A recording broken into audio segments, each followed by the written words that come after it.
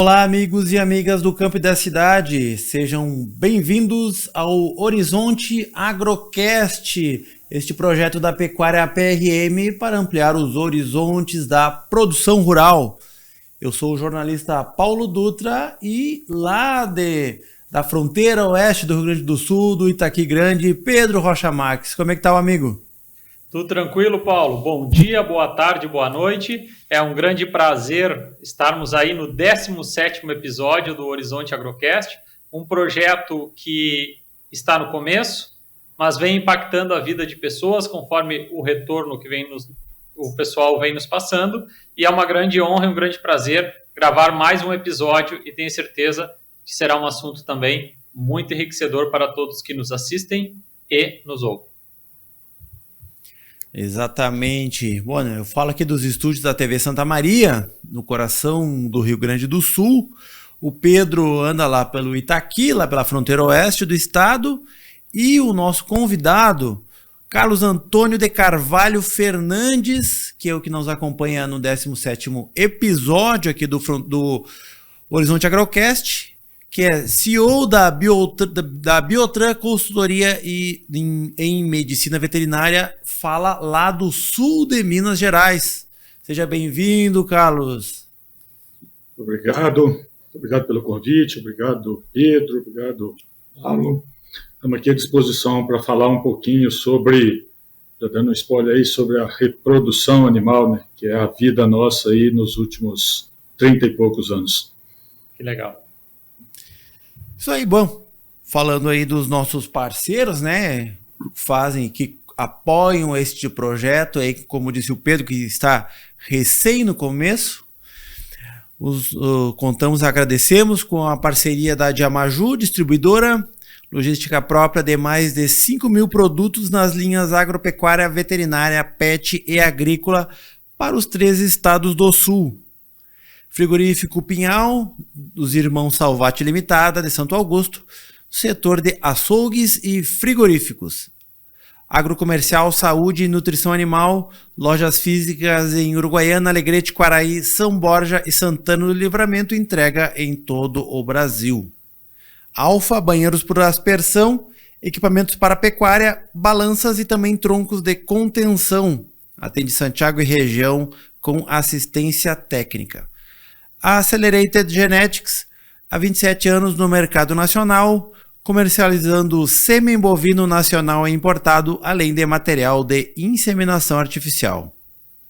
Ouro Fino Saúde Animal, reimaginando a saúde animal. A Agropecuária Moresco, há 30 anos plantando confiança e colhendo resultados, fábrica de rações, concentrados, núcleos e sais minerais. Também a nossa parceira Ouro, né, Agropecuária Marca e Sinal, solução do pet ao pasto. Nosso maior patrimônio é a satisfação do cliente de Itaqui, mas com entrega em toda a fronteira oeste. Contato com os proprietários Paulo e Sérgio. Contato aí, o celular do Paulo e do Sérgio passando ali na nossa tela todo o tempo aí para os nossos apoiadores, enfim, a nossa audiência, né, acessarem os serviços lá da Agropecuária Marca e Sinal. Lembrando que o Horizonte Agrocast, todas as quintas-feiras, com episódios novos, na transmissão pela TV Santa Maria, na NET, aqui para a região central do estado, mas também no Spotify do Horizonte Agrocast e no canal do YouTube da Pecuária PRM, sempre quintas-feiras, 19 horas. A TV Santa Maria, que nos dá o suporte, o apoio aqui na produção do Horizonte Agrocast, na NET, canal 19, ou nos sistemas de IPTV. Acompanhem também os nossos cortes, os nossos conteúdos que são divulgados lá nas redes sociais, @Horizonte Agrocast, Instagram e TikTok. Pedro, vamos então introduzir a nossa pauta de hoje, nosso assunto principal de hoje, né? Que é a reprodução animal. Vamos descomplicar. Como é que se descomplica a reprodução animal? Falando mais de aplicações e menos de hormônios. Para entendermos bem a reprodução e a base, nós que somos veterinário, eu e o Carlos, estudamos na faculdade ciclos hormonais e o eixo hipotálamo-hipófise, por exemplo. Estou falando o que muita gente não vai nem ter ideia do que é. E o objetivo, para a gente tornar algo que tem um complexo, porque são uma série de fatores nos quais afetam a reprodução, é importante termos alguém que já andou muito e que conhece muito esse assunto para poder explicar de forma simples para quem vai assistir e quem vai ouvir. Então, o Carlos, agradecer ao nosso grande parceiro, já entrevistado e amigo, Jairo Casagranda, que foi ele que nos indicou o Carlos. Então, um grande abraço, seu Jairo, um abração. E, em virtude disso, é falar de um tema que impacta a reprodução, ela impacta de 5 a 7 vezes a gente tendo um bom resultado econômico na reprodução, numa pecuária de corte, ela vai impactar de 5 a 7 vezes no resultado econômico de uma fazenda. Passa a bola para ti, Paulo.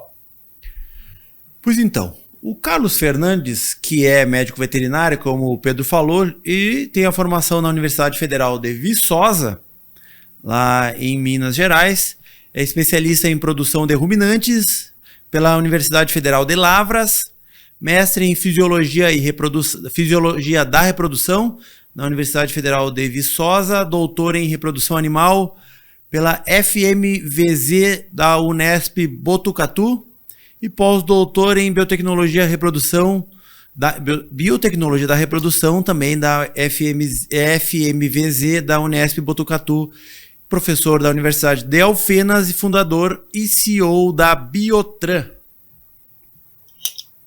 Beleza. Carlos, conta para nós como é o objetivo e a estrutura do nosso podcast, como o Carlos, o menino Carlos, se interessou por ser veterinário. Conta um pouco da sua trajetória, onde nasceste, e vai contando até a gente chegar no assunto em si. Então, a gente tem bastante tempo para conhecer melhor o Carlos, a nossa audiência conhecer, e a gente aí sim depois entrar no tema técnico, por favor. Ok. Paulo, eu sou mineiro, né? Como ainda estou aqui no estado, numa outra região do estado, né? Minas Gerais é um estado muito grande. Nasci numa cidade do interior, que até hoje ainda não alcançou 10 mil habitantes, acho que nunca vai chegar lá. Eu não sou tradicionalmente filho de produtores. Meu pai, por algum tempo, trabalhou com suinocultura, mas a região nunca foi uma região, aí, como nós temos aí em Santa Catarina, uma região tradicional na parte de suinocultura.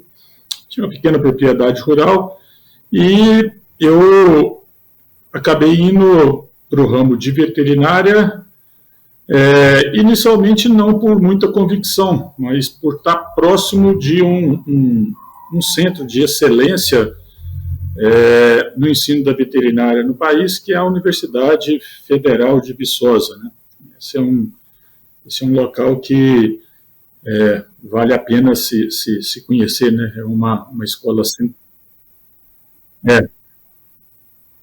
Tivemos, inclusive, a última ministra anterior da Agricultura, não foi contemporânea minha, mas se formou em Viçosa, né?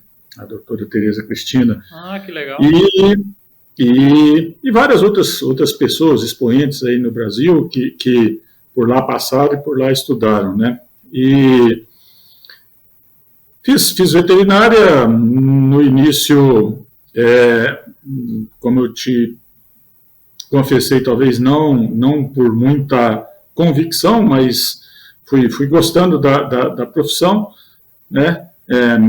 Meu pai trabalhava com suínos. Até a metade do curso eu direcionei meus treinamentos todo para a parte de suíno. Eu também tinha um professor muito bom nessa área em Viçosa, só que muitos aí não vão se lembrar, talvez o pessoal que tenha algumas dezenas de anos, sim.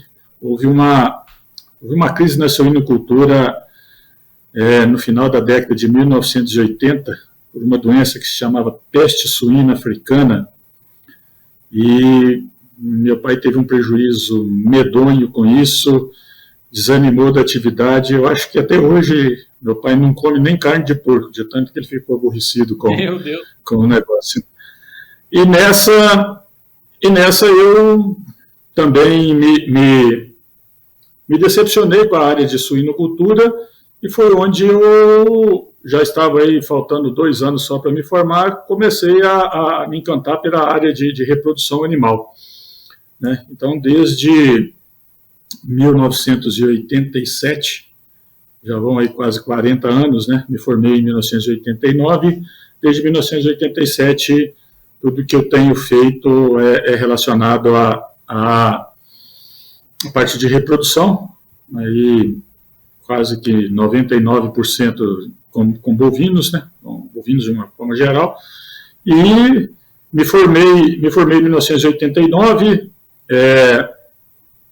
logo depois de me formar, eu consegui, logo depois, inclusive, estava me formando ainda, eu consegui um emprego dentro da própria universidade, num programa que a universidade tinha em convênio com a Nestlé, se chamava, até hoje esse programa existe, se chama Programa de Desenvolvimento da Pecuária Leiteira da região de Viçosa. É um programa que dá assistência técnica, dá consultoria para pequenos produtores rurais ali da região, e eu fui o primeiro veterinário desse programa. E ficando ali em Viçosa mesmo, pouco mais de 1 ano, aliás, menos de 1 ano de formado, teve um concurso na área de reprodução animal para ser professor de reprodução animal. Aí foi outro acidente que acabou acontecendo na minha vida. Nunca tive pretensão, nunca tive convicção que seria professor. Fiz esse concurso em 1990 e passei então a ser professor da Universidade Federal de Viçosa.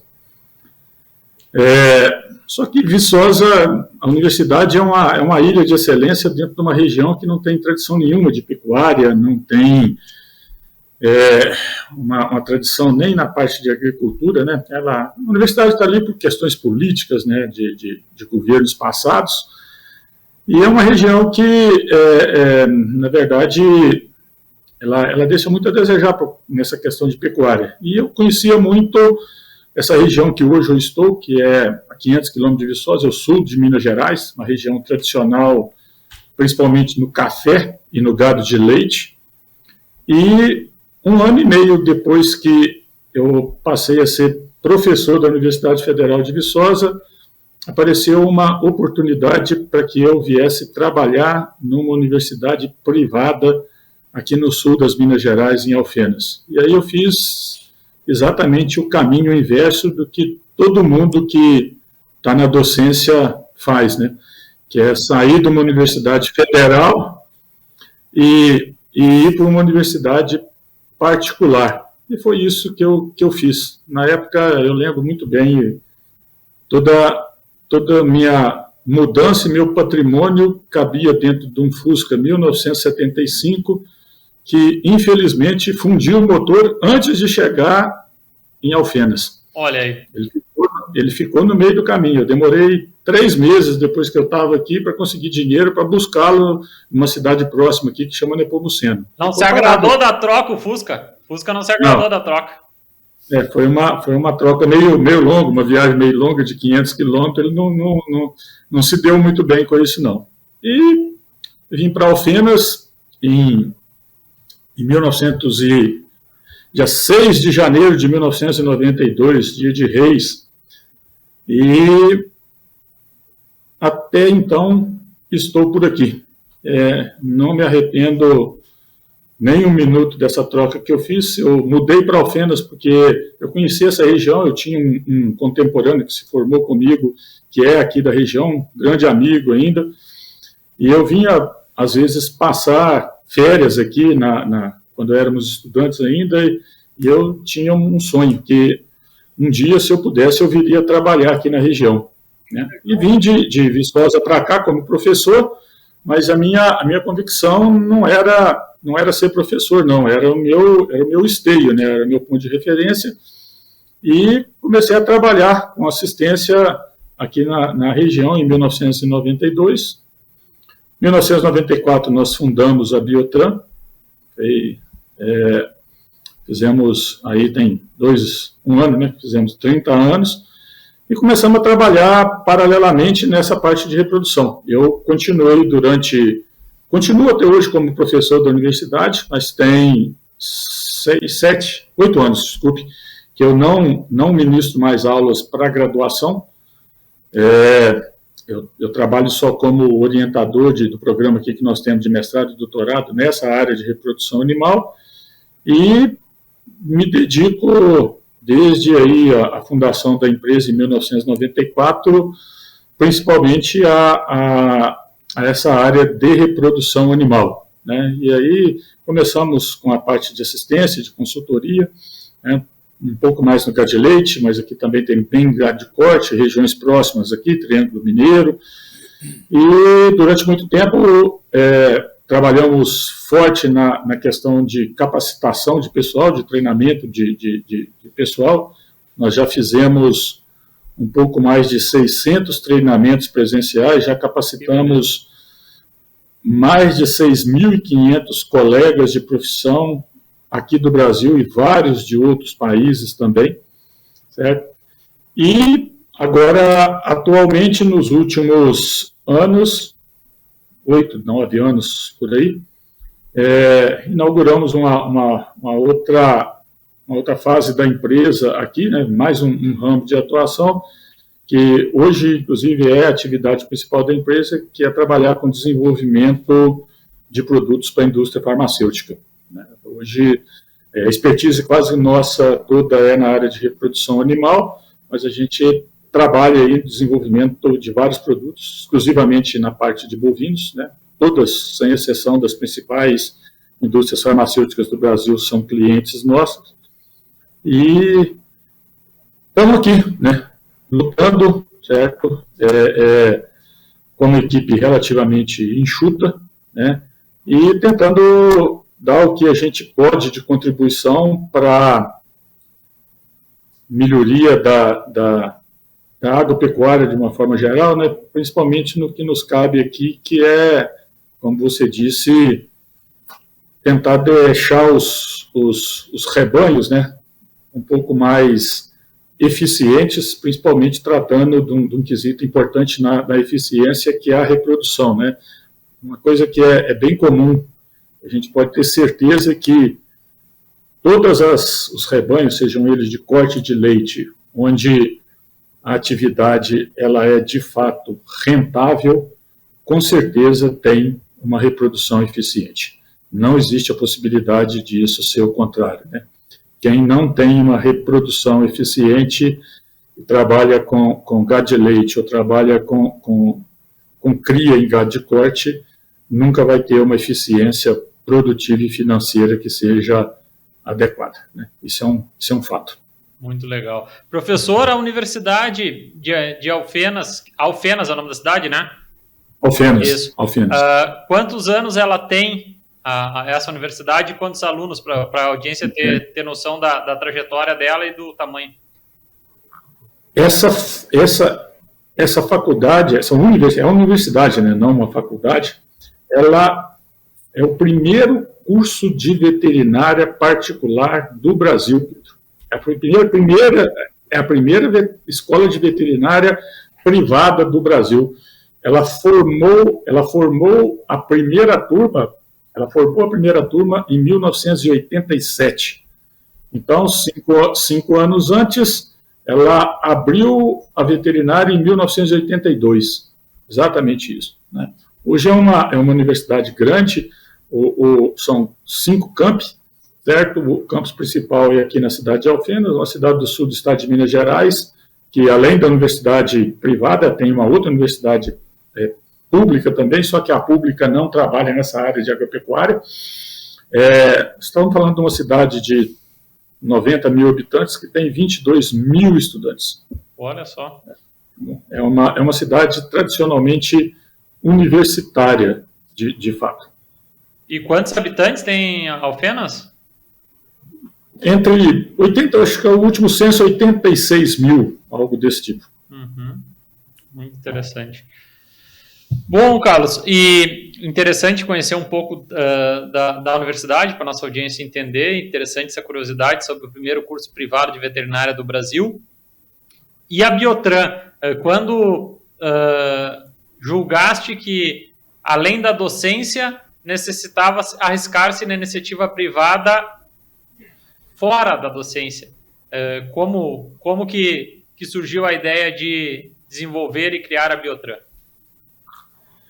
Pedro, quando eu abri mão do serviço público federal, né, e vim para uma universidade privada, eu tinha 23 anos de idade, quando eu vim para cá, na verdade, 24, eu não tinha feito 25 ainda. Me formei muito cedo, me formei com 22 anos, e quando eu fiz essa opção, era uma opção de quem não estava procurando muito tranquilidade, né? Se eu estivesse procurando ficar tranquilo como docente, apenas, obviamente, eu ficaria numa universidade federal, que eu já era funcionário.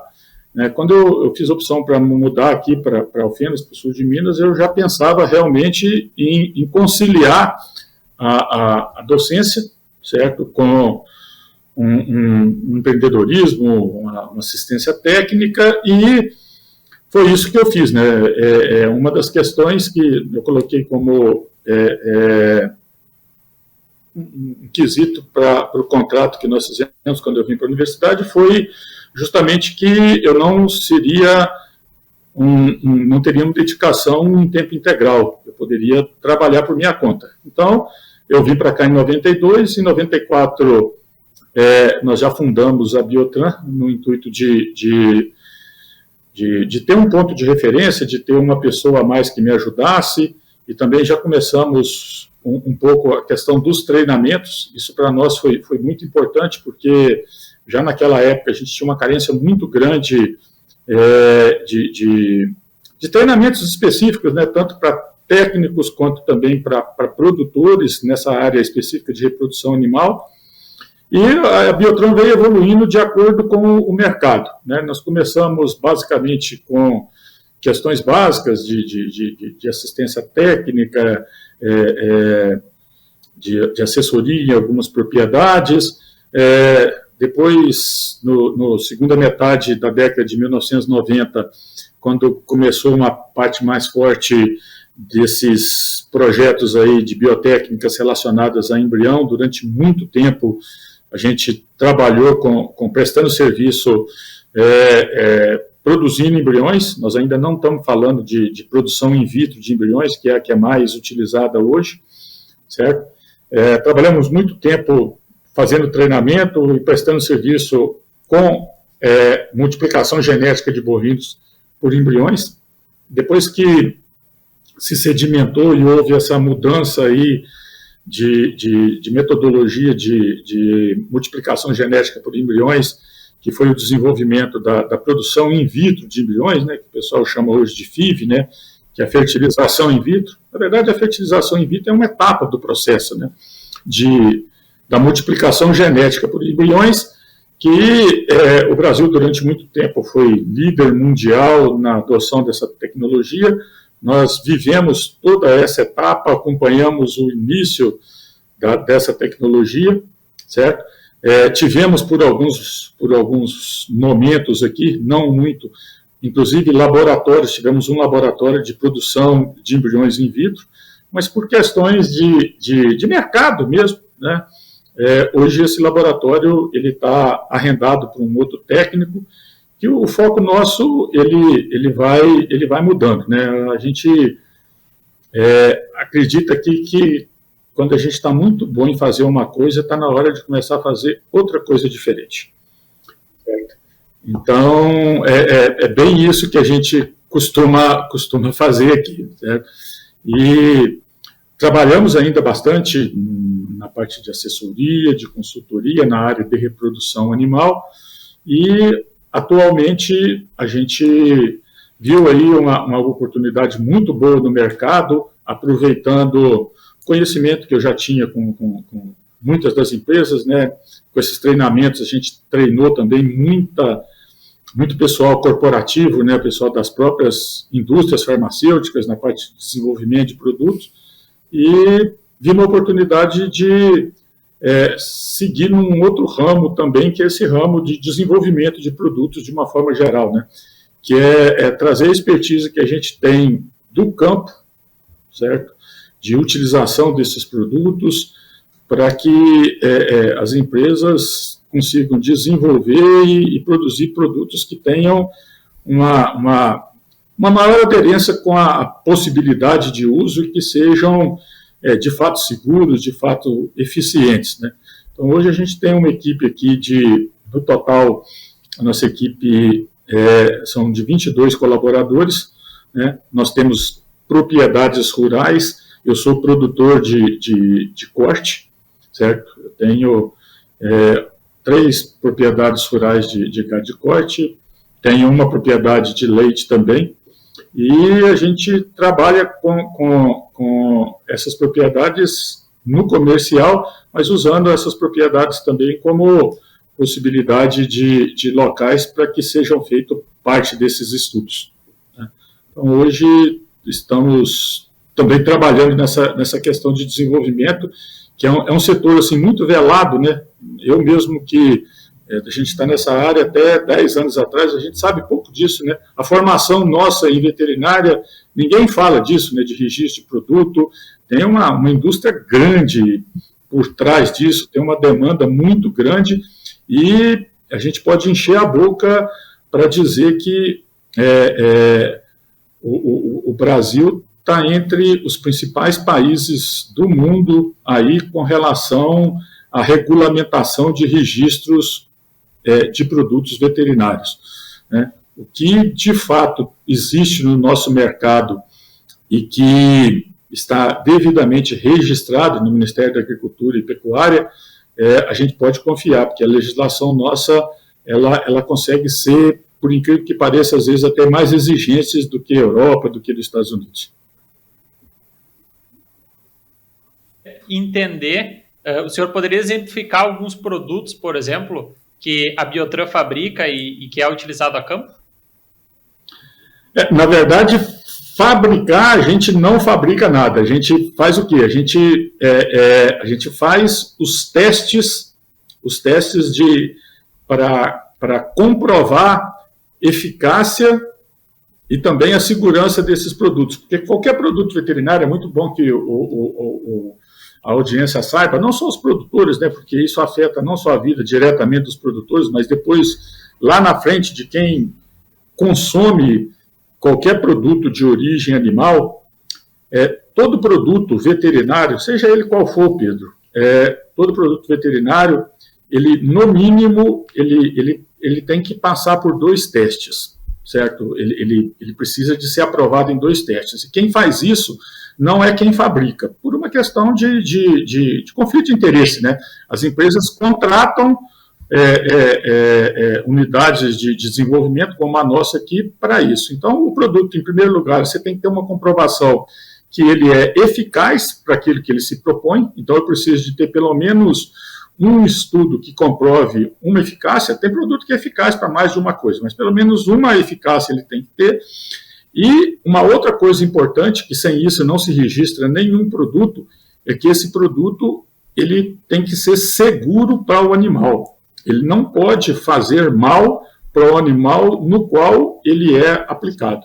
Então, assim, o mínimo que todo produto que você vai, o mais simples produto que existe numa loja agropecuária aí, ele passou por um estudo que comprovou a segurança dele, ou seja, naquela dose que está escrito na bula, ele é seguro para o animal que ele vai ser aplicado e ele também é eficaz para aquilo que está escrito na bula.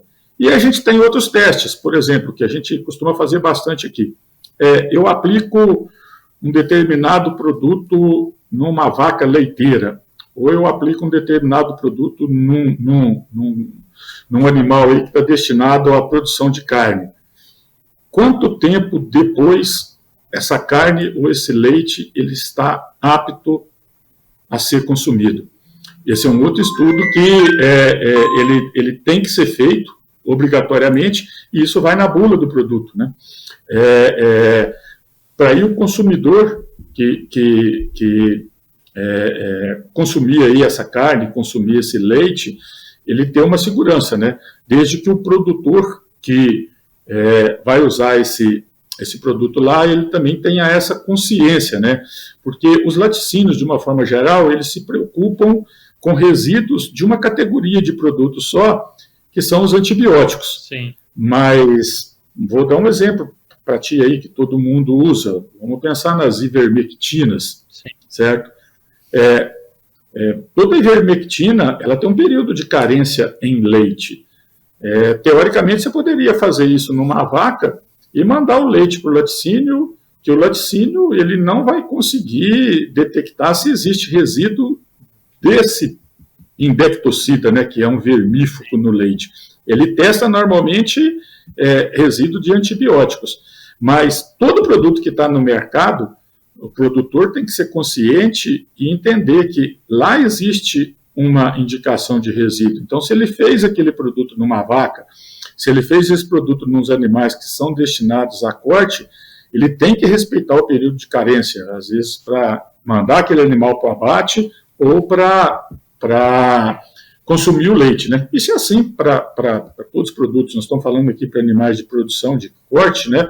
Mas isso é assim, por exemplo, para quem produz ovos, no caso de galinhas, de frango, de suínos, é tudo dessa forma. E trabalhamos muito, a especialidade nossa é testar os produtos da área de reprodução, que também eles precisam de ser eficazes e precisam de ser seguros. Então, eu sou capaz de falar para você que um percentual muito alto de todos os produtos hoje que estão no mercado, das mais diferentes empresas, uma parte grande deles tem assinatura nossa para possibilidade de registro e de venda aqui no mercado nacional, né? Não só de uma empresa em particular, porque hoje a gente trabalha com praticamente todas elas, e hoje a gente faz isso porque a cada 10 anos um produto novo ele tem que ser registrado e a cada 10 anos todos os testes têm que ser feitos novamente para que seja renovado a licença de comercialização desse produto aqui no Brasil. Então, detalhando um pouco mais, eu posso dizer que, por exemplo, os implantes de progesterona, os hormônios, esses são alguns tipos de produtos nos quais a Biotran testa. Os principais, esses são os principais. Esses são os produtos principais que a gente testa, porque está dentro da principal área nossa de atuação, que é a área de reprodução animal, né, Pedro? Então, esses são os produtos que a gente mais utiliza. Então, esses implantes de progesterona, os estradióis, que a gente usa rotineiramente aí nos projetos nos programas de IATF, né, que é rotina no Brasil como um todo.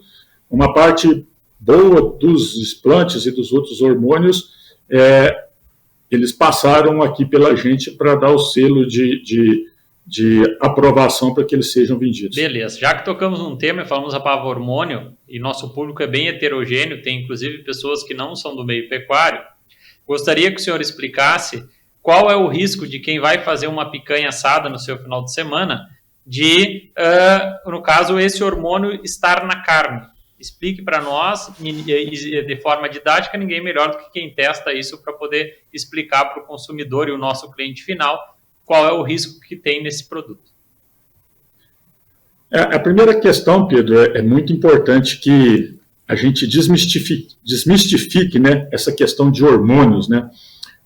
Hormônio é uma substância química normal que dentro do nosso organismo, né, de cada um de nós, né, nós três que estamos aqui, de todos que estão nos escutando hoje, existem centenas de hormônios que controlam as mais diferentes funções dentro do nosso organismo, né? A questão é que quando a gente fala de hormônio, isso costuma nos remeter a um tipo específico de hormônio que foi usado lá no passado como promotor de crescimento para bovinos, certo? E esse é um tipo específico de hormônio. A gente tem vários, dezenas de outros hormônios aí, né? Mas toda vez que se fala de hormônio, se pensa primeiro só em reprodução e se pensa nesse hormônio, que é um hormônio que a gente chama de anabolizante, que ele tem a possibilidade, sim, de deixar algum resíduo na carne. Só que no Brasil, atualmente, com a legislação existente, nenhum promotor de crescimento hormonal é aprovado pelo Ministério. Então, podemos continuar.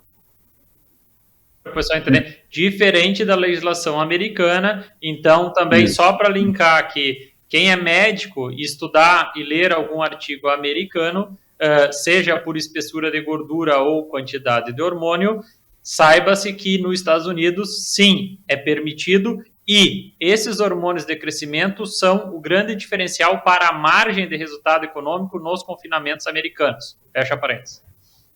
Exatamente isso. A questão nossa aqui é que, por uma dificuldade que existe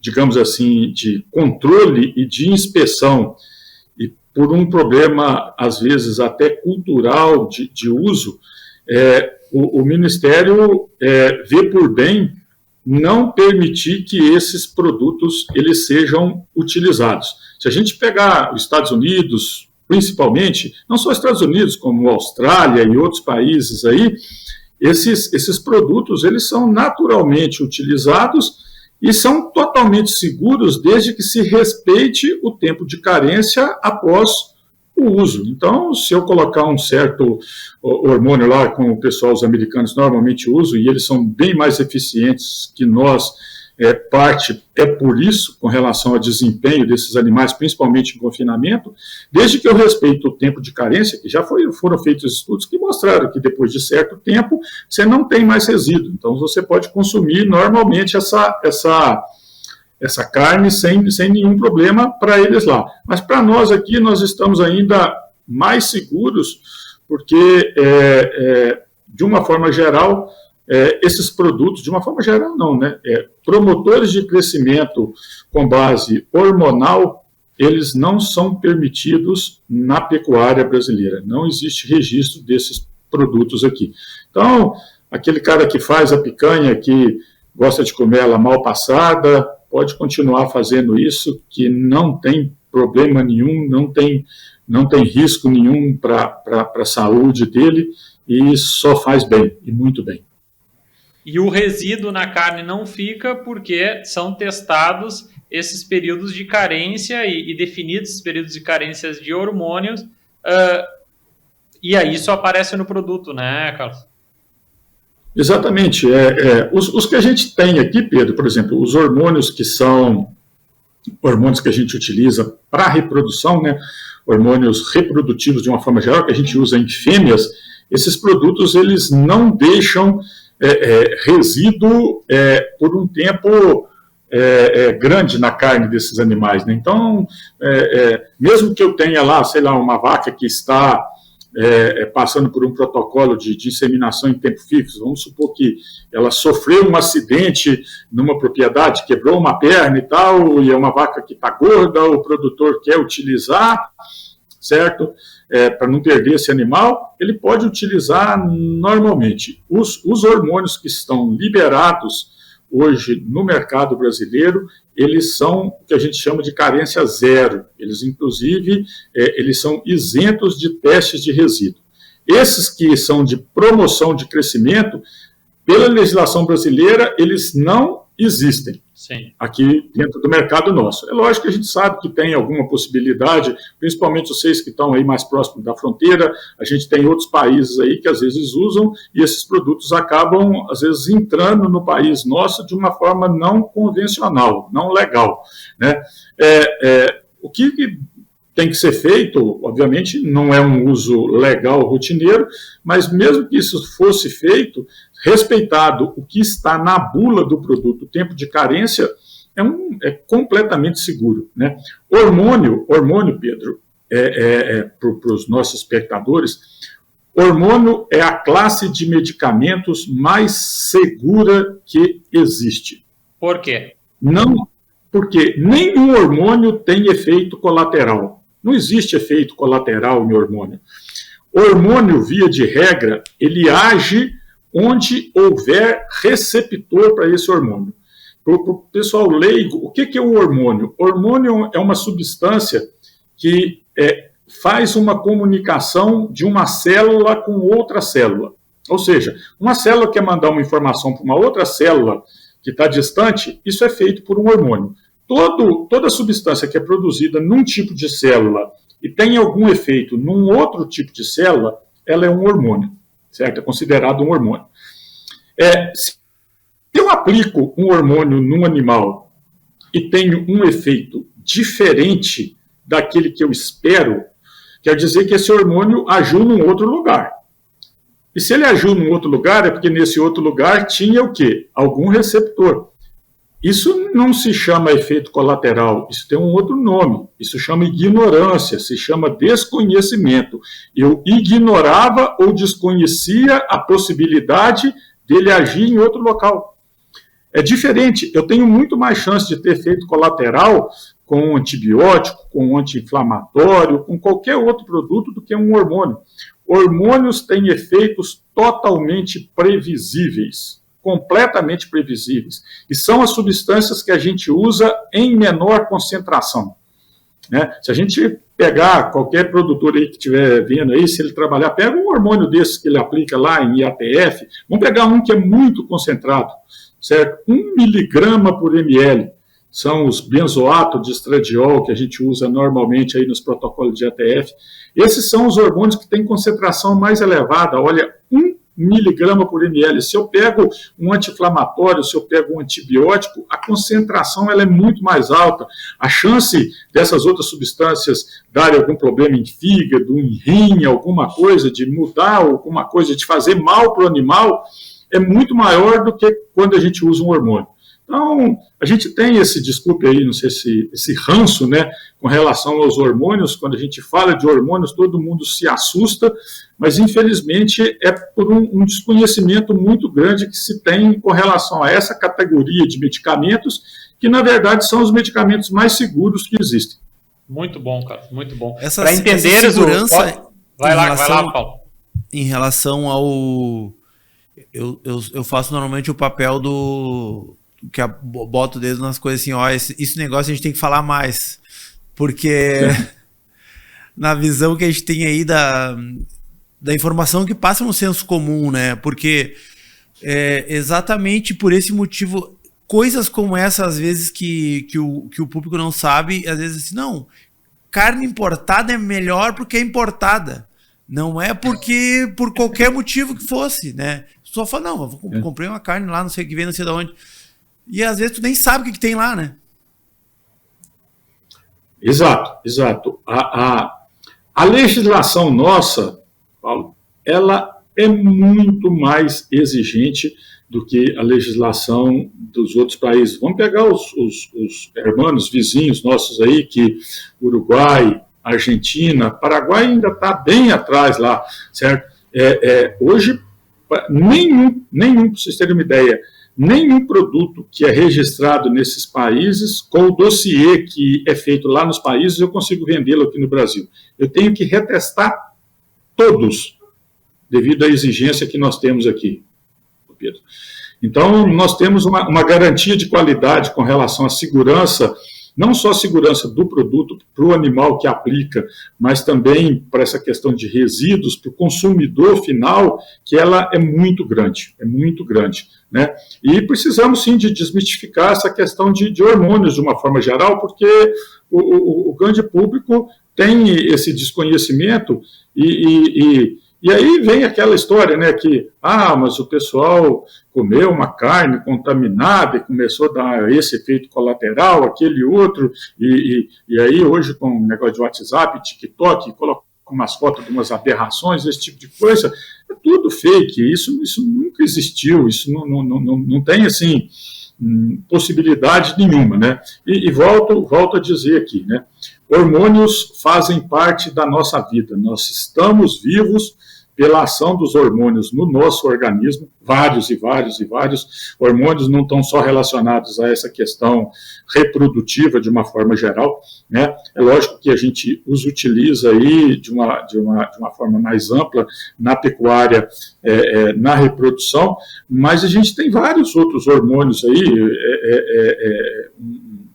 um um exemplo, por exemplo, quem tem diabetes usa um hormônio, certo? Insulina é um hormônio, né? Por exemplo, o pessoal do gado de leite aí que aplica, tem hormônios que ajudam a produção de leite, que é a somatotrofina recombinante, ocitocina para as vacas descerem leite, e vários outros. Nós temos anti-inflamatórios que são hormonais, todos os anti-inflamatórios que são esteroidais, dexametasona, né, e falando um pouco mais para quem é técnico, eles são corticoides, eles são hormônios. Então, é bom que vocês estejam colocando essa oportunidade aqui para que o público, de uma forma geral, saiba, não se assuste quando se deparar com uma coisa, esse produto tem um efeito hormonal. Ok, certo? Quer dizer que você está frente a um produto que é seguro. Toda vez que se fala de hormônio, o efeito é muito específico e intoxicação, o efeito colateral de hormônio é muito improvável, é muito menos provável, certo, do que efeito colateral ou alguma intoxicação com qualquer outra substância que você for fazer uso. Seguindo nesse tema e para mostrar o quão rigorosa é a legislação brasileira, eu gostaria que o senhor explicasse na questão de que, bom, o Carlos está falando porque ele vende, vamos fazer o advogado do diabo, como o Paulo disse, né? O Carlos diz que não tem o problema porque ele vende os produtos, testa os produtos para poder serem usados pela indústria. Explica para a nossa audiência, Carlos, por favor, quais são os órgãos, né, isentos nos quais fiscalizam esse processo de teste desses hormônios para avalizar que esse hormônio, sim, não tem problema nenhum para a saúde humana, por favor. Não somente dos hormônios, né, porque é o assunto principal nosso aqui, mas isso, Pedro, se estende para medicamentos veterinários de uma forma geral. Sim. Ok? Nós temos um órgão principal, que é o Ministério da Agricultura e Pecuária. Qualquer produto veterinário, ele precisa de passar por um teste, e é um teste rigoroso que envolve uma série de etapas, né,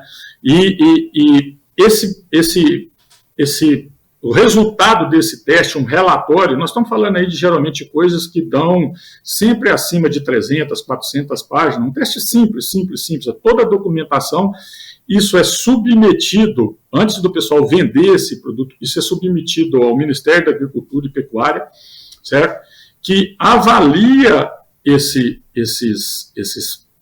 processos, né, avalia esses resultados, essa documentação, e então concede à empresa fabricante uma licença para que venda esses produtos e que fiscaliza a bula, que se ele está colocando na bula a indicação que é comprovada de fato por aqueles testes, além da segurança. Então, um exemplo, um antibiótico, se ele for recomendado para ser aplicado numa vaca de leite, ou se ele for recomendado para ser aplicado num bovino para abate, além dos testes de eficácia, que é para comprovar que aquele antibiótico de fato ele é eficaz, além do teste de segurança, para comprovar se ele não faz mal para o animal, eu tenho que fazer um teste de resíduo em carcaça, em tecidos. Pra você ter uma ideia, um produto que é indicado para animal de corte, no mínimo, eu tenho que aplicar em 20 animais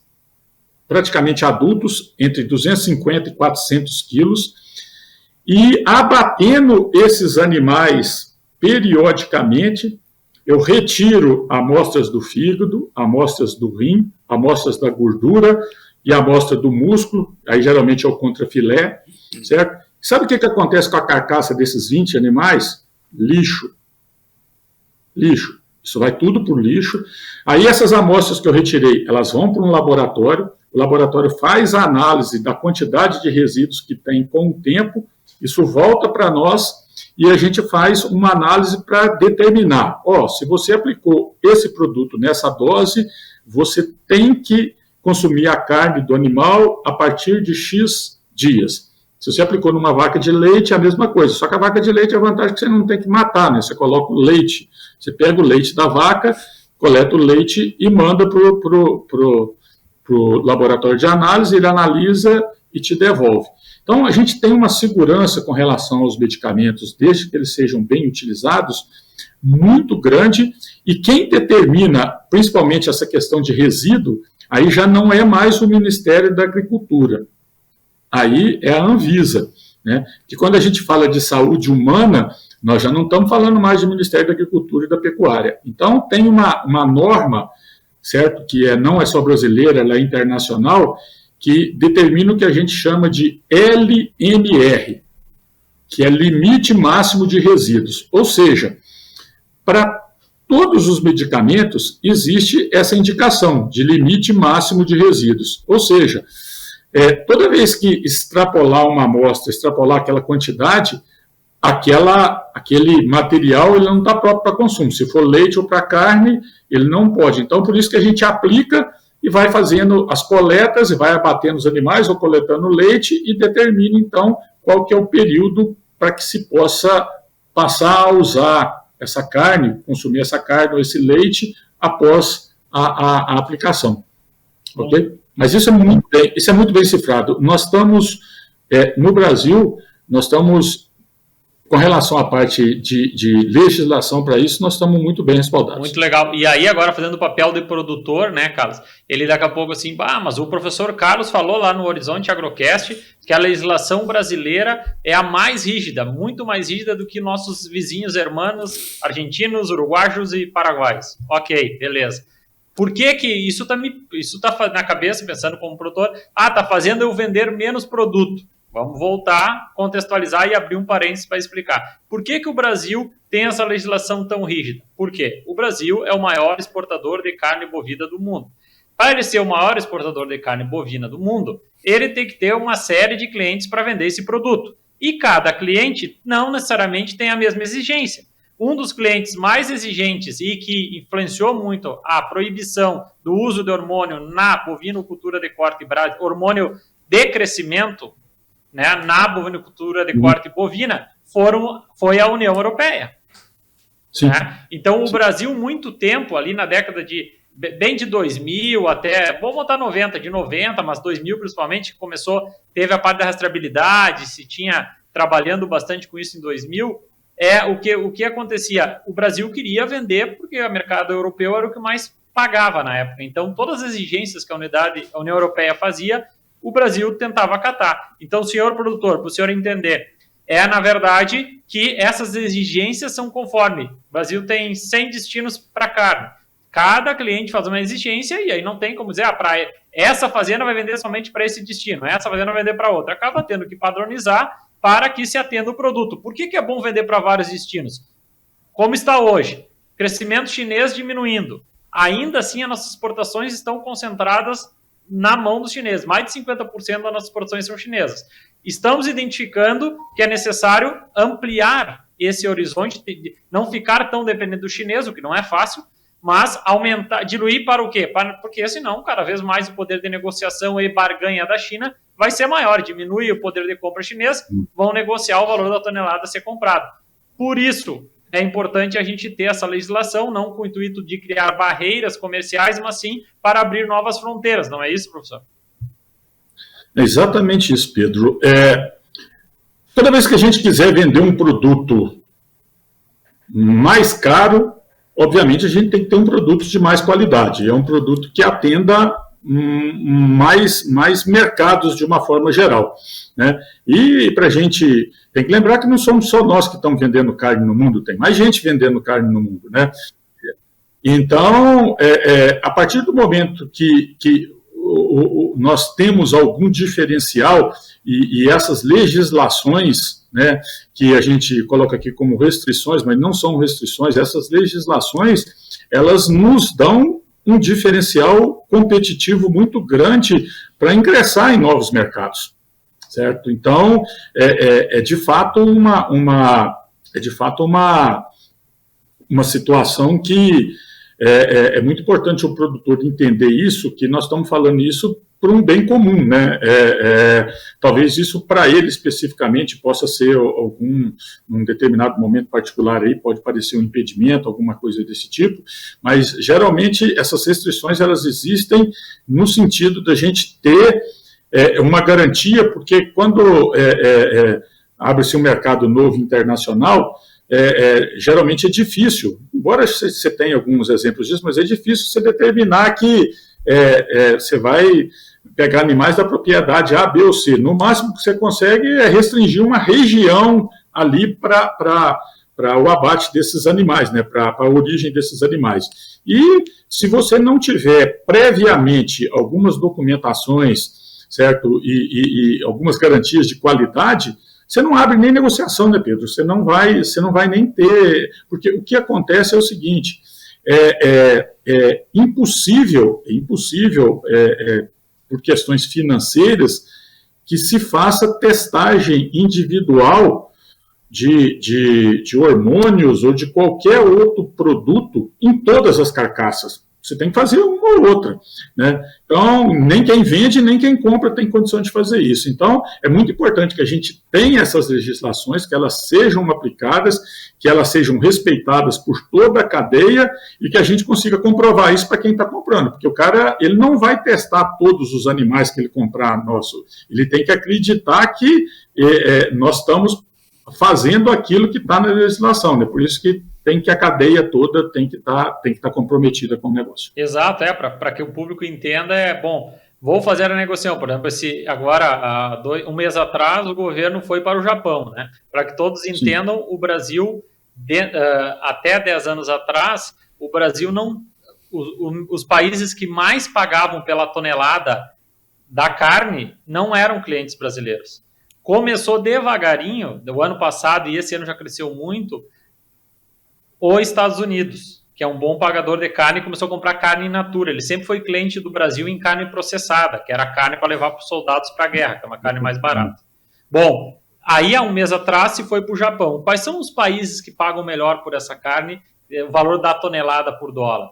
Estados Unidos, Japão, Coreia do Sul e Canadá. Esses são os 4 países. Desses 4 países, somente os Estados Unidos está começando a comprar. E por que os Estados Unidos aumentou o volume de compra? Porque os Estados Unidos, ao contrário, ele está há 2 anos diferente do Brasil, que faz 2 anos que os Estados Unidos vem abatendo muitas fêmeas, né? Em virtude disso, agora está começando a reter essas fêmeas, né, para poder produzir mais terneiros, e em virtude disso, menos disponibilidade de carne no mercado americano. Então, com isso, começou a comprar mais carne. Já as exportações do primeiro trimestre de 2025 já sinalizaram um aumento grande da representatividade de exportação americana.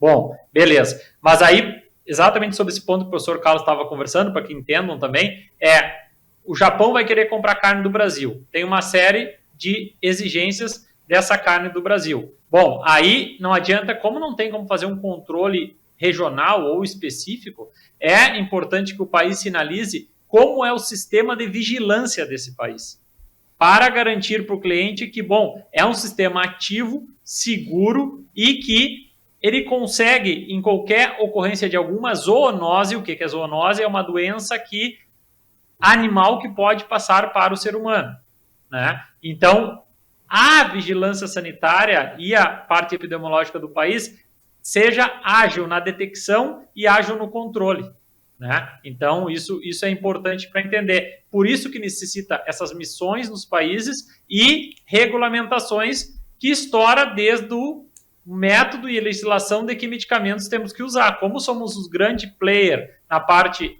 da carne bovina, que é o assunto que estamos falando, além de outros, é importante a gente ser muito rígido nesses controles para que o nosso cliente siga comprando e tenha a garantia de que o nosso produto é seguro para o animal, ou seja, a questão de bem-estar animal, e seguro para quem consome. É muito importante o produtor entender a coletividade. Vamos dar um exemplo aqui. Eles não podemos pensar de uma forma, digamos assim, até mesquinha no sentido, né? Mas se eu aplicar um produto X, vamos pensar lá no indectocida, ou ivermectina, e abater esse animal antes da hora, isso não vai fazer mal. Não, certo? Temos que pensar que tem uma chance grande, sim, de fazer mal, porque quem vai comer essa carne está comendo essa carne com um nível de resíduo acima do que deveria comer, e eu tenho o risco que um único animal, que se por acaso ele cair no sorteio da amostragem, é igual o teste de doping que faz num jogador, né? Certo? Se esse animal, um único animal que cair nessa triagem e ele for testado, a gente põe em risco toda um mercado, às vezes, né, que como um tempo atrás aconteceu lá com a Rússia, a gente não sabe se isso de fato aconteceu, eles forçaram a barra, mas é um negócio que pode acontecer. Então é muito importante que os produtores também, do lado deles, tenham essa consciência que quando forem utilizar os produtos de uma forma geral, qualquer que seja, normalmente não é muito usado em confinamento, coisa, mas que respeitem, que olhem na bula, as bulas têm exatamente esse período de carência de todos os produtos, que eles olhem na bula e só encaminhem esses animais para abate depois de passado esse período de utilização do produto que está indicado em bula. Muito legal. Essa questão da coletividade também tem como resultado ou como efeito a criação da narrativa, né? Porque se tu pega um boi lá, uma carcaça lá que está com problema, né? Daí vai lá o cara do Carrefour lá para proteger para criar discurso lá com os produtores lá na França ou na União Europeia, faz uma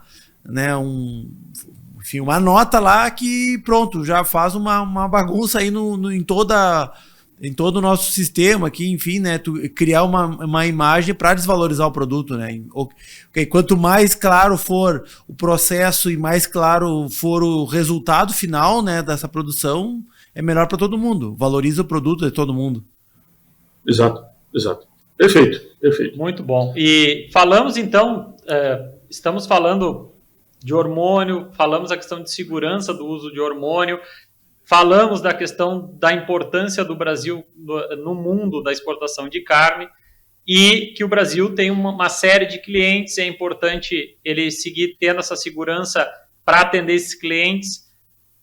Mas também nós sabemos que um problema, professor Carlos, um desafio, ele, na verdade, é o aumento da eficiência reprodutiva dos rebanhos bovinos brasileiros. A média de reprodução bovina brasileira, se nós temos um exemplo negativo, entre aspas, ou seja, uma desvantagem competitiva americana em relação à brasileira, que é o uso de hormônio, e quiser avançar na questão de saúde humana, a espessura de gordura, no qual é exigida nos Estados Unidos, por uma carne que é 12 milímetros, e aqui no Rio Grande do Sul é de 3 a 6, isso também influencia a quantidade de gordura na carne e, por consequência, o teor de colesterol, né, que o consumidor vai consumir. Fechando parênteses sobre isso, o Brasil precisa ser mais eficiente na parte reprodutiva. E sabemos que vem evoluindo muito as biotecnologias reprodutivas, a aplicação disso. Então eu gostaria, professor, nada melhor que o senhor, para poder fazer uma breve cronologia aí das evoluções que a gente teve na parte de reprodução. E aí sim, na parte final, quando chegarmos na parte tanto de transferência de embriões, como inseminação artificial em tempo fixo, que hoje eu acho que é a fase final dessa ordem cronológica, a gente aí aborda alguns detalhes e alguns desafios que a gente vê dessa técnica, porque sim, a gente sabe que todas essas técnicas cada vez mais foi aumentando a dependência do fator humano para a sua qualidade na execução. E, já em outros episódios, conversamos sobre a grande carência de qualidade de mão de obra e disponibilidade. Então, lá no fim, a gente vai tocar sobre esse assunto, mas agora eu gostaria que o senhor explicasse para a nossa audiência a cronologia dos avanços que se teve na reprodução e o quanto isso foi importante para melhorar os resultados e, principalmente, para difundir a genética de uma forma mais ágil e eficiente para a pecuária de corte, que é o nosso assunto específico, mas também aconteceu no gado de leite. Nesse quesito, Pedro, nós temos um divisor de águas, né, no país aqui, que foi o desenvolvimento e a consolidação do uso dos protocolos de inseminação artificial em tempo fixo, né? Essa ferramenta, ela no início, ela foi colocada como uma ferramenta principalmente para melhoria de qualidade genética, porque ao invés de você estar usando todos, você estaria usando sêmen, né, e obviamente você tem muito mais possibilidade de acelerar um melhoramento genético usando um touro testado e tudo mais. Só que dentro de pouco tempo, dentro aí dos 6, 7, 8 anos depois do uso dessa técnica, a gente passou a perceber que a importância dela ela vai muito além disso, né?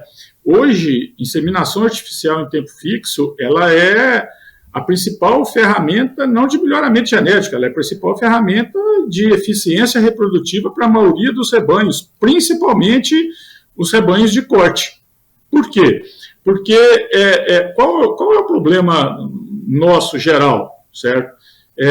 Nós temos animais de raças de corte somadas a questões de genética, as questões, digamos assim, de nutrição, são animais relativamente tardios sexualmente com relação ao restabelecimento da ciclicidade pós-parto. Trocando em miúdo para o nosso produtor aí, certo?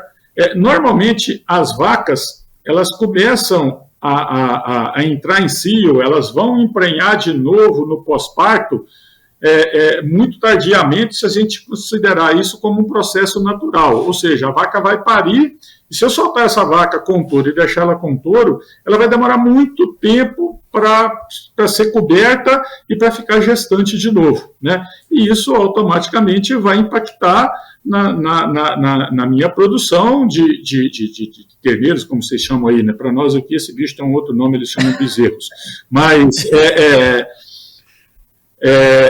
Mas basicamente é isso, né? Eu preciso. Tem um número muito assim cabalístico com relação a isso, que é muito difícil, Pedro, é muito difícil a gente conseguir vislumbrar uma eficiência, pelo menos razoável, se eu não conseguir ter, certo, algo próximo de 80% de nascimentos em relação ao total de vacas em idade reprodutiva que eu tenho numa propriedade. Eu não estou falando de desmama de terneiro, taxa de natalidade. Que vai ter uma certa perda aí. Taxa de natalidade. Ou seja, se o nosso colega produtor ele tem 100 vacas, para ele pensar em alguma coisa de eficiência, ele precisa de produzir 80 bezerros por ano. E qual que é o principal desafio para que ele faça isso?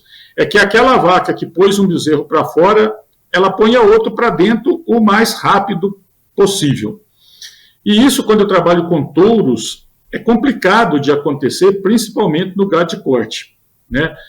Mais complicado ainda para nós que estamos aqui em cima, que boa parte das fêmeas nossas são zebuínas, que tradicionalmente elas são ainda mais tardias.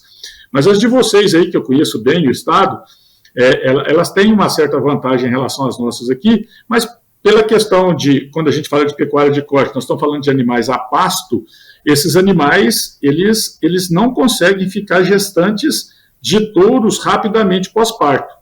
E aí veio uma coisa que a gente pode considerar até mais ou menos como milagrosa, né?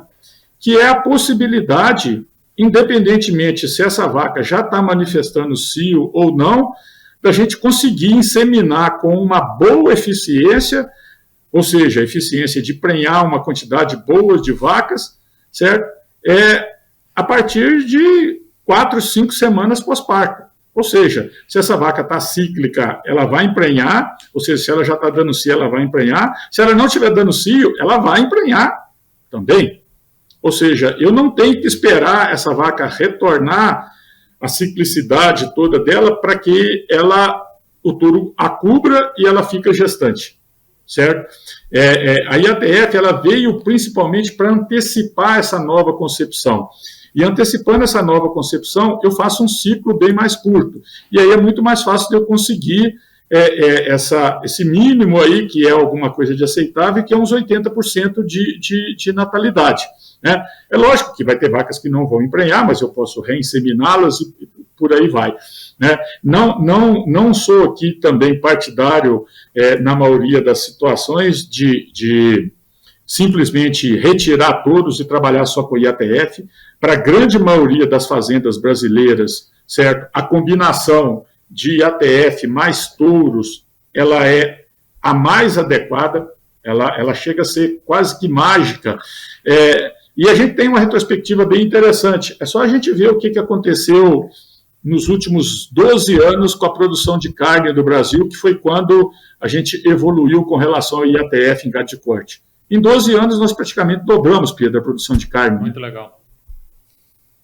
Nós dobramos a produção de carne. E essa produção de carne com certeza, o principal fator, a principal ferramenta relacionada a coisa que nenhum país do mundo conseguiu fazer nesse período, está associada à IATF. Por quê? Ela conseguiu fazer com que sejam produzidos bezerros de mais qualidade, mas principalmente ela conseguiu fazer que sejam produzidos muito mais bezerros. Então, a IATF hoje, certo? Ela é uma ferramenta que ela tem condição de ser utilizada praticamente em todas as propriedades. Temos uma limitação, como você falou, de pessoal para implementação da técnica, avaliação das propriedades para verificação de qual animal, orientação do produtor, isso é uma coisa importante também, mas essa combinação, principalmente de IATF e depois repasse com touro, ela é muito interessante. Por quê? Porque quando eu pego um grupo de vacas, vamos pensar um grupo de vacas com 30 dias pós-parto, 35 dias pós-parto, e faço uma inseminação em todas elas, o que acontece? Até as vacas que não ficam gestantes, elas se beneficiam dessa inseminação. Mas as que não ficam gestantes se beneficiam como? Porque mesmo aquelas vacas que não ficam gestantes, se elas não estavam ciclando, elas não estavam dando cio antes da inseminação, a inseminação passa pelo menos a torná-las cíclicas. Elas passam a ser cliente dos touros, coisas que elas não eram antes da inseminação. Então, a partir do momento que eu entro com a IATF e depois programo um repasse com touros, que é a realidade hoje ainda da grande maioria das propriedades, obviamente que aquelas mais tecnificadas podem até fazer só uma IATF, uma segunda, uma terceira, uma quarta, mas para o nosso pequeno produtor, aquele que ainda não tem tecnologia, esse primeiro avanço, ele é assim espetacular. Eu vou te dar um depoimento aqui de 30 anos trabalhando com reprodução, não tem 30 anos trabalhando com a IATF, porque a técnica não tem os 30 anos. Mas a partir do momento que nós começamos a trabalhar com a IATF em gado de corte, eu não conheço nenhum produtor que tenha começado a usar essa técnica que tenha desistido. Nenhum produtor. Eu também não. Certo? Por menor que ele seja, por menor. Então, nós estamos falando de uma ferramenta que, além de melhoria de qualidade, que obviamente ele vai ter aí um terneiro de mais qualidade e tudo mais, ele vai ter mais terneiros. O que interessa é quilo de carne que ele vai vender lá no final, né? Seja na cria ou na recria. E nisso a IATF ela não tem igual para que seja uma ferramenta de melhoria de eficiência nesse caso. Beleza. Pedro Rocha Marques, eu sei que tu é um cara que deve ter muitas perguntas aí, mas nós temos 10 minutos ainda, então eu vou pedir para te otimizar os 10 minutos que nós temos. Vamos lá. Carlos, seguindo no tema da IATF, poderia listar, aí o número fica a seu critério, mas os fatores determinantes para que uma IATF tenha um bom resultado. Tá. Vamos listar em ordem de questões gerais, pode ser que de impacto. Né? Primeira questão importante se chama nutrição, certo? Uma coisa que nós, como técnico, Pedro, temos que parar de preocupar é com score corporal de vaca, certo? Esse é um negócio que o cara fala, mas você é louco? Não, eu não sou louco.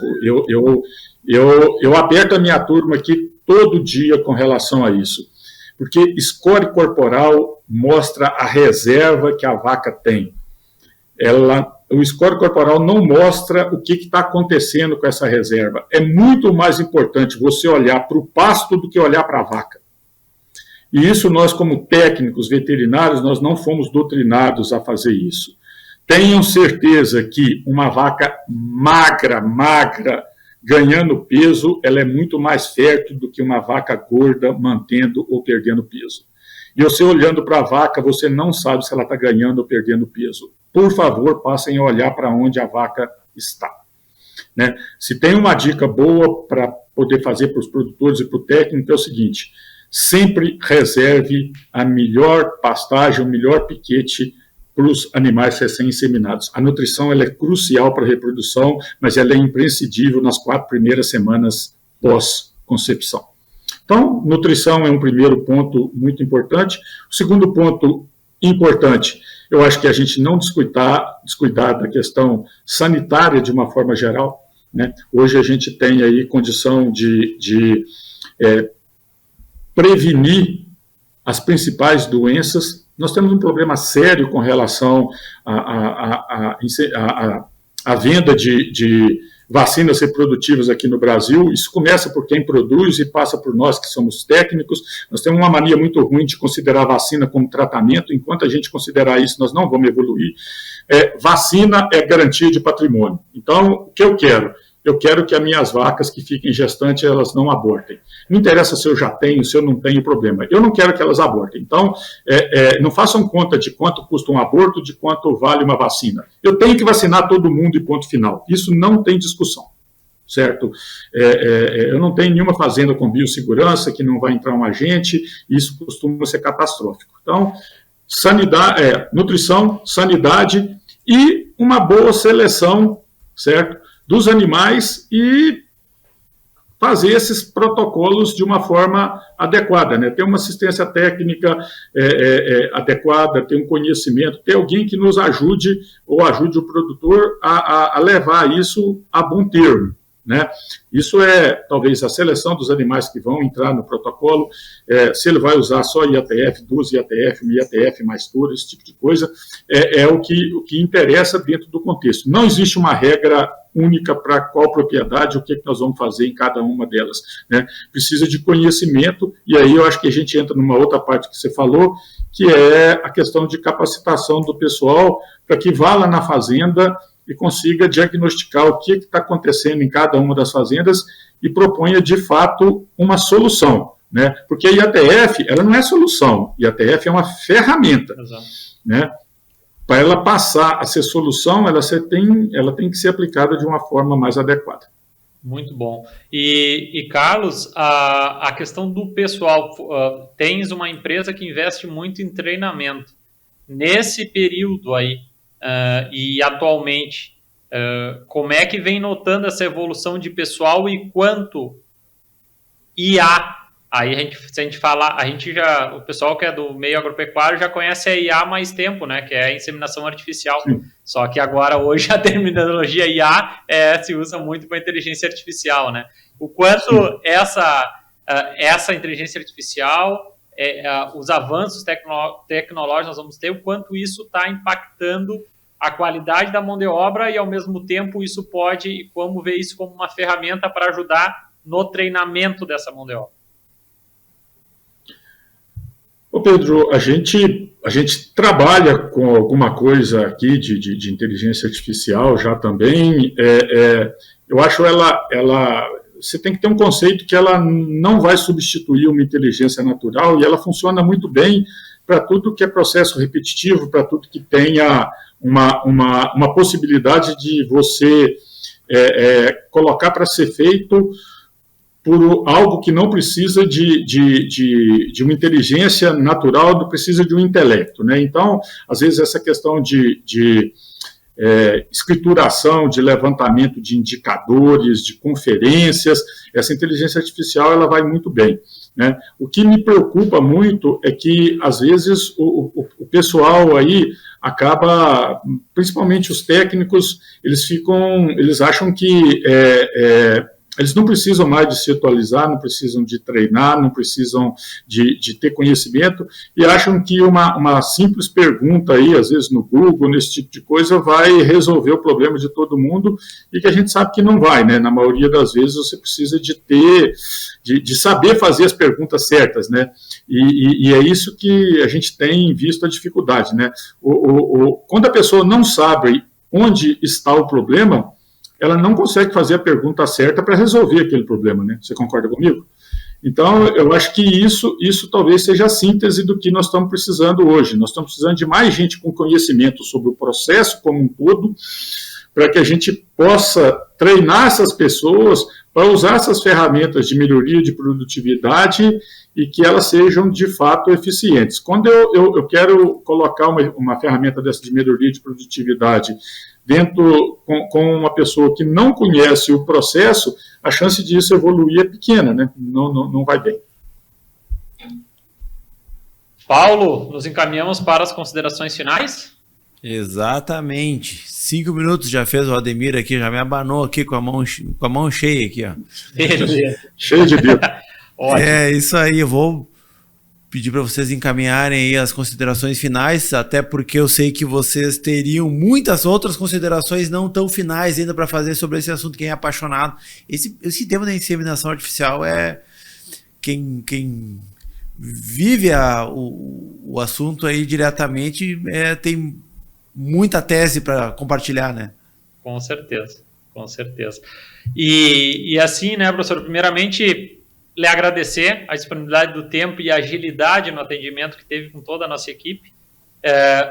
A riqueza do bate-papo, como o grande Jairo Casagranda comentou, disse, eu quero ver um episódio com vocês conversando, vai ser um episódio que vai ter que, ele até falou, vai ter que ter um tempo maior do episódio, porque vão ter assuntos. E sei, seguramente que não faltarão oportunidades. Agradecer ao Jairo por essa indicação e agradecer, Carlos, a tua presença, porque eu creio que o episódio, apesar de não abordarmos todos os temas do roteiro que foi enviado, e eu tenho uma dificuldade de seguir roteiro, mas foi muito legal que a gente conseguiu ter grandes esclarecimentos, que é o objetivo desse podcast, é ampliar o horizonte de quem nos escuta. E creio que tanto o esclarecimento sobre a questão dos hormônios, como a conversa sobre fatores importantes e desafios sobre IATF e a sua trajetória pessoal, seguramente vai ampliar o horizonte de quem nos escuta e nos assiste.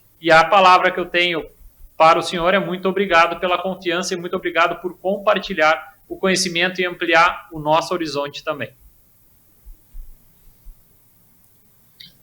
Pedro, eu que agradeço, cara. Fico à disposição para que a gente consiga, talvez, numa próxima oportunidade. Eu também tenho uma dificuldade de seguir o roteiro, né, porque a gente começa a conversar sobre um assunto que a gente julga que é conveniente, que o público ele entenda, como essa questão dos hormônios. Eu acho que isso talvez seja até, para o público geral, seja até mais relevante do que a questão especificamente da reprodução, né? Mas a gente tem a oportunidade de falar depois especificamente para a reprodução. A gente coloca o Paulo aí para puxar a orelha da gente, a gente sair do tema e a gente volta. Falamos de reprodução numa outra etapa, mas eu agradeço. Eu acho que talvez aqui só arrematando, IATF não tem como voltar atrás. Então, pensem aí, quem não usa ainda tem que pensar em usar. Não entra naquela que touro é coisa do passado. Touro e IATF são situações complementares para quem está começando, né? Mandar touro embora e já começar fazendo só IATF costuma bater com a cara na parede. Cuidado com isso, mas é muito complementar e melhora muito a eficiência. De novo, né, com alguém que tenha condição de orientar de uma forma adequada, vocês nunca vão deixar de usar mais a técnica, vão passar a usar cada vez com mais eficiência. Então, nós temos uma ferramenta aí de melhoria de qualidade e quantidade de carne, né, que para a pecuária de corte é isso que a gente precisa. Eu fico muito satisfeito em conhecê-los aqui, né, e já me coloco à disposição, se depois a gente quiser fazer um outro bate-papo no futuro, se aí o público se interessar, falando mais especificamente sobre a reprodução, né, que aqui nós deixamos ela mais para o final, mas podemos agendar aí oportunamente. Muito obrigado. Beleza. É isso aí, então. Pedro Rocha Marques, muitíssimo obrigado. Carlos Antônio de Carvalho Fernandes, médico veterinário e CEO da Biotran. Obrigado. Obrigado pelo teu tempo, pela disposição. Acompanhar aí o Horizonte Agrocast, que tem sempre nossas pautas aí agora cada vez mais longe, mais ampliando o horizonte, né? Essa é a proposta deste projeto. Última interrupção, Paulo, que está sendo legal agora, que tem uma série de convidados que já foram que convidados nossos indicaram. Por exemplo, o Jairo Casagrande participou e indicou o Carlos. Então, e já tem outros que vão vir aí que também são indicações, sejam ou de convidados ou de clientes, ou seja, a audiência já está indicando pessoas para a gente poder compartilhar e ampliar esses horizontes aí, Paulo. Encerrei. Me comporta agora. Bom, então é isso aí. Muitíssimo obrigado aos nossos parceiros, né? Veterinária Marca e Sinal, Jamaju Agrícola, Frigorífico Pinhal, Agrocomercial, Saúde e Nutrição Animal, Alfa Banheiros por Aspersão, Accelerated Genetics, Agropecuária Moresco, Ouro Fino, Saúde Animal. Convidamos a todos, reforçamos toda quinta-feira, 19 horas, no canal 19 da NET, aqui em Santa Maria, TV Santa Maria, também no Horizonte Agrocast, no Spotify e no YouTube, né, da Pecuária PRM, né, estes os nossos canais aí para acompanhar o Horizonte Agrocast. Agradeço a todos, né, pela audiência e te convida a todos a nos acompanhar nas redes sociais, @Horizonte Agrocast, né, para ouvir, para conhecer mais o que as pessoas estão pensando, né, sugerirem, trazerem considerações sobre as pautas que nós estamos trazendo, porque esse projeto ele tem este objetivo, né, falar o que o produtor rural quer saber, mas também ampliar, trazer pautas diferentes que ele não sabia que precisava. Esse é um ponto importante do nosso projeto. A gente espera a sua participação, agradece a sua audiência e convidamos para a próxima oportunidade. Um grande abraço e até lá.